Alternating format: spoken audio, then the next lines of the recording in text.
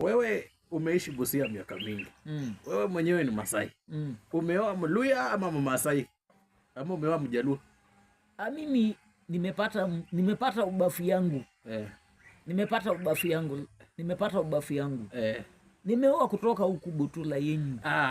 Wewe bwana, hiyo ulibafua mtu ukachukua babu yake bwana. Ubavu yako ilibaki Narok. Nimepata ubafu yangu. Unakuja kwa Marachi. Nimepata ubafu yangu. Yenye nasema tu tafadhali, mniombe tafadhali. Ndoa si mchezo. Ndoa ni kuvumiliana tu. Hata kama kuna shida kidogo, anasema tu Yesu sikilia mimi yake. Sasa kutenda dhambi tena. Ndoa si mchezo. Si mchezo. Kutenda dhambi ndio shida.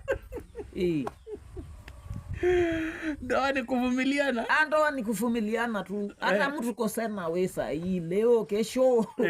Bora tukitia maana, jambo ya maana kwa ndoa. Patia mpenzi yako M-Pesa namba yake.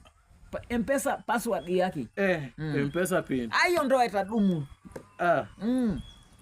Wakifuliza wafulize tu. Wafulize huko, lakini ndoa lazima patia password. Lakini pia nyinyi wanaume siku hizi, kwanza nyinyi wa Masai mnakuanga mnatucheza sana, ni ile tu mtakangi kutuambia kweli. Nyinyi mnaweka mambo yenu ufiche sana nyinyi. Utasema umempea M-Pesa pin na kumbe unajua hujaweka pesa, kwa hiyo pesa kutu kwa hizi vitu mnafunga hizi. Lakini najua sahi hata Safaricom yenyewe nasemanga saa zingine ati M-Pesa pin yako ni siri yako. Na mbona upee baby yako?